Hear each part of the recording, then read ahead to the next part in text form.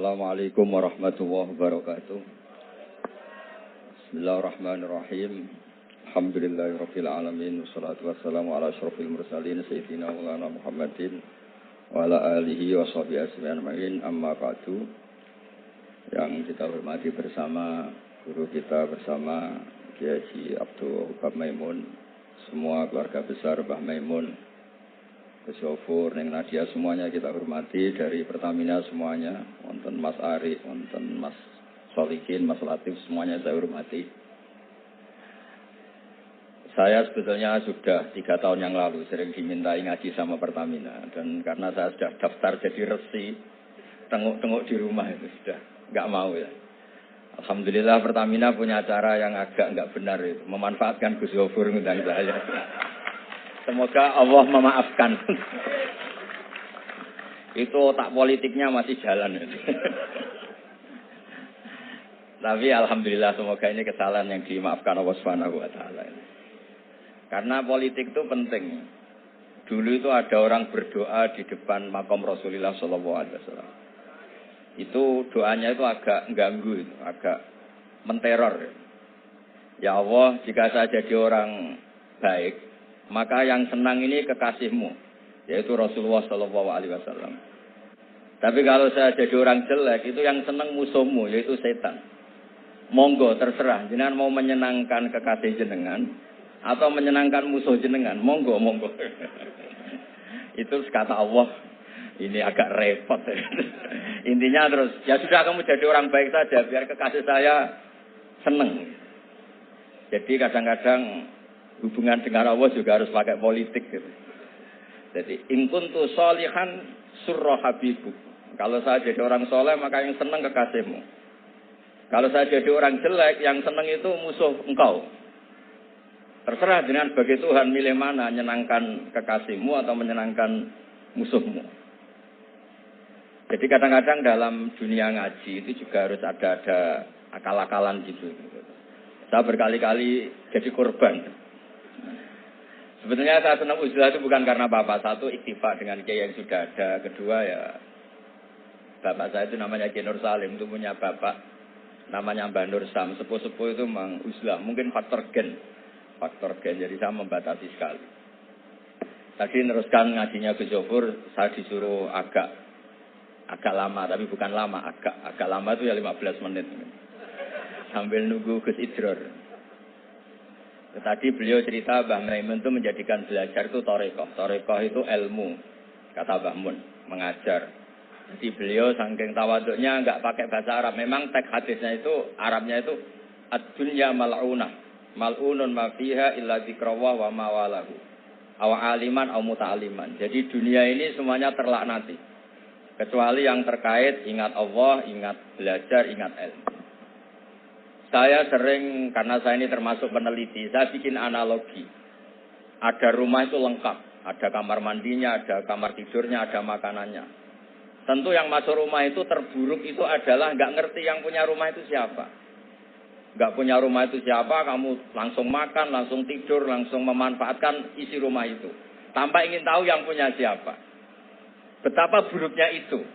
Nah, kira-kira seperti itulah pengajaran kita di pesantren. Pertama yang harus kamu ngerti itu ma'rifatullah. Kamu tahu yang punya dunia ini siapa. Kok tahu-tahu kamu pakai minyaknya kamu bor Pak Ari. Terus dijual. Terus menghidupi sekian banyak orang. Itu milik siapa? Itu tidak milik direkturnya. Milik Allah Subhanahu wa ta'ala. Jadi memang ngerti itu nomor 1. Jadi ya sama. Kamu mau sowan sini itu harus matur Mbah Ubab sebagai putra Mbah Mun tertua. Matur Mbah Ghafur. Kalau ngundang saya ya harus lewat Gus Yofur. Jadi pokoknya harus ngerti dulu. Intinya itu harus ngerti dulu. Itu ada orang Gus biasa dimarahi istrinya tuh senengnya sama saya bukan main. Karena saya sering cerita ilmu itu penting. Yang bikin orang nggak kaget tuh ilmu. Kamu tahu kan istri kamu pantangannya itu kamu pulang nggak bawa uang, jadi itu punya cerita di luar kamu tuh nggak macem-macem. Ya Gus tahu. Setelah pulang betul-betul tidak bawa uang, ada kabar kamu macam-macam. Istri kamu marah, tidak marah. Setelah marah betul, Anda harus bangga. Karena itu sesuai teori ilmu Anda. Makanya setiap dimarahi istri itu, dia bilang, ternyata ilmu saya akurat. ilmu saya benar gitu. Jadi ilmu itu penting supaya kalau kita ngalami apa-apa itu tidak kaget. Di mana-mana atasan itu ya marahi bawahan. Bawahan itu takut sama atasan. Suatu saat kamu dimarahi Pak Ari, ya berarti sodako ilmu saya memang akurat. Karena tidak ada ilmu yang mengajarkan bawahan marah sama atasan. Ya sudah, anggap saja itu sesuai teori. Jadi enak lah, anut ilmu itu enak. Tadi kalau Gus Zofur cerita dulu di Madrasah Sarang sampai di Al-Azhar, itu takutnya Kiai itu kalau diancam santri itu boyong. Memang ketika saya ngaji sama Mas saya Sarang termasuk sama Mbak Ubab itu masyhur itu. Kalau ada orang nggak naik kelas, itu Kiainya diancam saya naik atau kembali ke terminal. Itu Kiai biasanya takut. Itu cerita terkenal. Ternyata di Al-Azhar sama. Tadi ada anak Thailand nggak hafal 8 juz, bawa tiket gitu. Saya pulang ke Thailand tidak jadi orang, Pak dosen yang dosa. Lulus. Nah itu di cerita-cerita yang diceritakan Said Muhammad termasuk di Abu Abdul Farad juga gitu. Ada orang tuh dosanya banyak sekali, kesalahannya banyak sekali. Sampai diceritakan itu kesalahannya digelar itu tis'atan wa tis'ina sijillan. Kullu sijillin madul basor. Jadi dokumen kesalahannya itu 99 box kotak, per kotak itu sepanjang mata melihat. Sampai orang ini putus asa karena pasti masuk neraka. Tapi kata Allah, kamu tenang saja. Dan Allah itu sangat, ya kalau boleh dibahasakan itu sangat fair. Sampai Allah tanya, Adzolamat kakatabati, apa para penulisnya itu dolim sama kamu? Sehingga sentimen, kalau kamu jelek ditulis, kalau baik gak ditulis. Tidak, Gusti, memang tak salah betul. Jadi di antara pertanyaannya Allah itu Adzolamat kakatabati.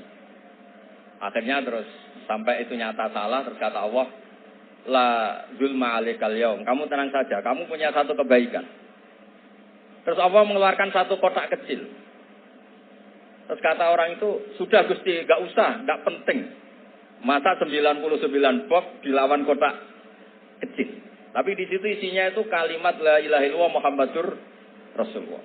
Ketika malaikat disuruh nimbang sama, coba timbang kesalahan yang sebanyak itu dengan hadil kalimat. Fatosat as-sijillat. Ternyata yang menang itu kalimat la ilaha illallah, yang ini salah. Enggak diabaikan. Itu terus kata hadis terakhir, fala yaskulu ma'asmillahi ta'ala sayun. Dibanding kalimat ini semuanya itu enggak ada artinya. Karena kira-kira logikanya gini, malaikat bisa diteror sama Allah. Kamu berani ngabaikan nama saya. Jadi kalau saya dipanggil orang 1000, terus satu Gus Zofur, itu milik Gus Zofur. Kamu berani mengabaikan putra Mbah Maimun, kan saya tidak berani. Jadi kira-kira gitu.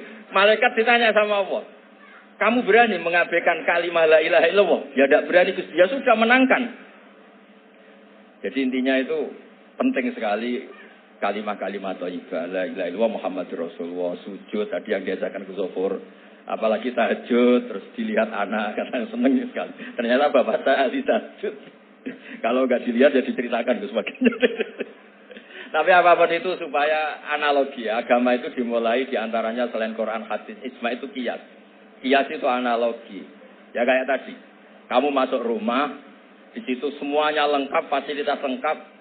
Kamu pakai aja tanpa terlintas tahu yang punya itu siapa, yang mengizinkan itu siapa. Betapa buruknya. Sama betapa buruknya kita nikmati alam raya ini kemudian tidak tahu yang punya siapa. Nah, mengerti itu disebut ma'rifatullah. Jika orang yang tidak ngerti itu termasuk dalam riwayat tadi, ad-dunya mal'unatun mal'unun ma fiha illa zikrullah wa mawalahu aw aliman aw muta'aliman. Gene niku ngoten mawon nak kata-kata sing bingung mboten kula tok, jenengan luwih bingung. Mergo napa nggih repot kabeh. Ilmu nak kakean repot. Kula mawon repot malah jenengan repot. Soale tak janjeni swarga ngoten mawon kersane seneng. Mau jare Gus Zofur ngoten. Ado-ado Semarang rene numpak bis mbuh hadis man salaka tariqan yaltamisu fi ilman sahalallahu lahu tariqan apa ilal jannah. Jadi pokoke ngaji teng adat pesantren wis pokoke sing seneng mboten ngancam-ngancam wis. Wong niku wasiate bapak kula. Bapak kula sering cerita, wong ning omah diamuk bojone utange akeh, ning tempat ngaji diancam neraka. Dadi ning omah diancam, ning tempat ngaji. Jadi minjana mila jahanam. Kata bapak saya, pokoke ngaji ku sing seneng. Alhamdulillah, guru saya juga guru bapak saya, Mbah Maimun tuh kalau ngaji ya guyon itu. Sampai pernah beliau cerita, Aku tahu disalahno wong ngaji kok guyon terus. Dewe bangun lucu. Mergo aku wis iso maca, cara rapati iso ya ora iso guyon, mergo wis meruntus roh kitab itu.